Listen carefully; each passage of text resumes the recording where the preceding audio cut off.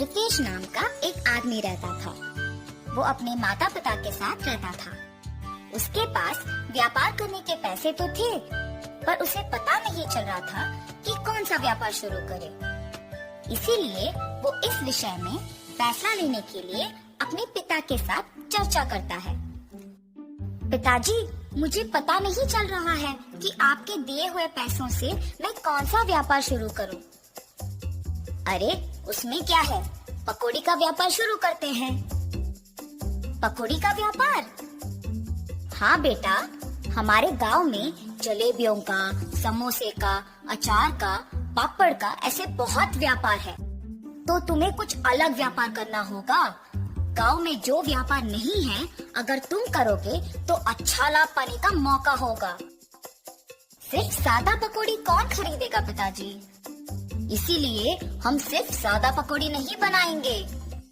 तो फिर हम सादा पकौड़ी में साथ साथ चिकन पकौड़ी, फिश पकौड़ी, मिर्ची पकौड़ी, आलू पकौड़ी, प्याज के पकौड़ी, अंडे के पकौड़ी जैसे अलग अलग तरह के पकौड़ी बनाएंगे। ऐसे हमारा व्यापार को बहुत लाभ मिलेगा। रितेश को अपने पिताजी के बात सच लगे, परंतु मुझे इतने प्रकार के पकौड़ी बनाना नहीं आता है ना पिताजी। मुझे भी तो बनाना नहीं आता। हम खुद इन सब के विधि बनाएंगे और इसके लिए तुम्हारी माँ भी सहायता करेगी। ऐसे कहकर रितेश के पिताजी रितेश को प्रोत्साहित करते हैं। फैसले के अनुसार पकौड़ी को बनाने के सामग्री रितेश खरीद के रसोई घर में इकट्ठा कर रहा होता है कि उसके पिताजी पके हुए अंडों को 2 हिस्सों में काट रहे होते हैं और रितेश की माँ पकौड़ी के लिए बेसन का मिश्रण तैयार कर रही होती है। बनाए हुए मिश्रण को 6 अलग अलग बर्तन में बराबरी से रितेश की माँ डालती है। रितेश के पिताजी पहले बर्तन में कटे हुए अंडे, दूसरे बर्तन में कटे हुए प्याज, तीसरे बर्तन में कटे हुए मिर्ची, चौथे बर्तन में कटे हुए आलू, पांचवें बर्तन में कटे हुए केले और छठी बर्तन में कटे हुए चिकन के पीसेस डालते हैं और फिर एक एक करके उन सारे अलग तरह के पकौड़ी को तेल में तलते हैं। रितेश जब पकौड़ी का स्वाद देखता है तो उसको बहुत स्वादिष्ट लगता है। फिर वो अपने पिताजी के बातों को सच मानकर पकौड़ी के व्यापार को दृढ़ निश्चय से शुरू करता है। ऐसे शुरू हुआ था रितेश की जीत की कहानी। 15 साल बाद वही पकौड़ी का व्यापार रितेश को सिर्फ अमीर ही नहीं बल्कि बहुत घमंड और कठोर बना देता है। दूसरी ओर रितेश के पिताजी को बहुत दिनों से ठीक से दिखाई नहीं दे रहा था और सुनाई भी नहीं दे रहा था। इसीलिए वो रितेश को चिकित्सा करवाने के लिए पूछने की प्रयत्न करते हैं, पर रितेश कभी उनको समय ही नहीं देता था। इसीलिए रितेश के पिताजी खुद अस्पताल जाने का निश्चय करते हैं, पर उनके पास पैसे ना होने के कारण रितेश की दुकान को निकल पड़ते हैं। अरे रितेश बेटा, कुछ दिनों से न कुछ ठीक से दिखाई दे रहा है, न कुछ सुनाई दे रहा है। चिकित्सा के लिए 3000 रुपयों की जरूरत है। थोड़ा मदद करो ना बेटा। क्या 3000 रुपए? उतने पैसे तो मेरे पास नहीं है। पर बेटा, कल ही तो तुमने बहू को बताया था कि हर रोज तुम्हें 30,000 मिलते हैं। आप पहले यहाँ से चलिए, कह रहा हूँ ना पैसे नहीं है। और घर चले जाते हैं। घर पहुँचने के बाद चिकित्सा के पैसे मांगने रितेश के पास गया था, पर उसने ये कहकर भेज दिया कि उसके पास पैसे नहीं है। क्या 3000 के लिए उसने ऐसा कह दिया? व्यापार तो अच्छा चल रहा है ना।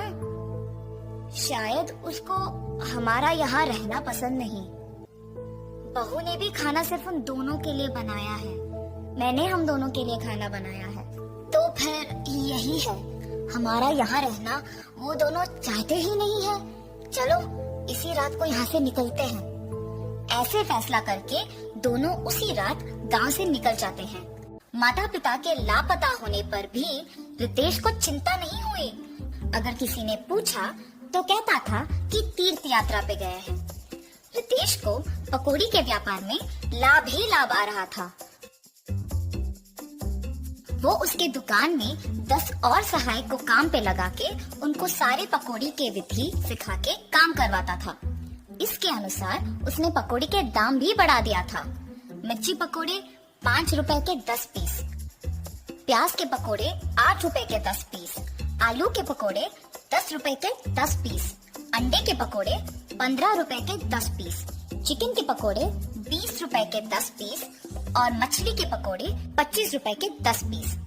पकौड़ी का स्वादिष्ट होने पर लोग भी बहुत आते थे, जिसकी वजह से रितेश का दुकान हमेशा भीड़ से भरा और व्यस्त रहता था और दुकान का लाभ भी दुगना हो गया था।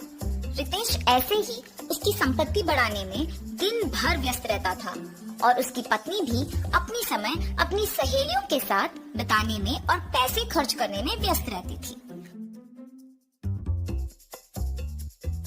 और उनके बच्चों के साथ भी ज्यादा वक्त नहीं बिताती थी। बच्चों के देखभाल के लिए एक ताई को रख के वो चली जाती थी। रितेश व्यापार और संपत्ति के मोह में पड़कर दोस्तों के साथ वक्त गुजारता था और उसकी पत्नी उसके सहेलियों के साथ वक्त गुजारती थी। इस वजह से उनके बच्चे बहुत लापरवाही से पले बड़े। रितेश अपने बच्चों को अनुशासन से नहीं बड़ा कर पाया और अपने बीवी को उसके शौक से दूर नहीं रख पाया। अब रितेश के साथ प्यार से 2 बातें करने के लिए भी कोई नहीं था। उस समय में उसको उसके माता पिता की बहुत याद आती है। मैं कितना मूर्ख हूँ, प्यार से देखभाल करने वाली माँ और जिस व्यापार को इतने जिम्मेदारी से देखभाल कर रहा हूँ, उसका मार्गदर्शन करने वाले पिताजी को मैंने अनादर किया है। न जाने वो कहाँ हैं, क्या कर रहे होंगे। मैं तुरंत उनको ढूंढ के घर वापस लेके आता हूँ।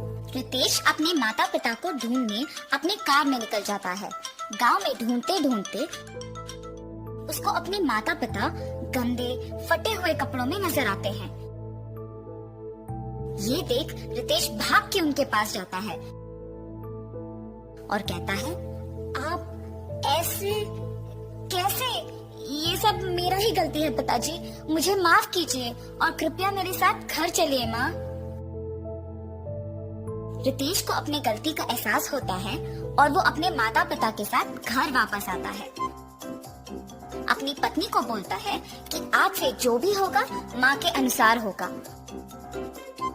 और व्यापार का सारा संपत्ति अपने पिताजी के हाथ कर देता है।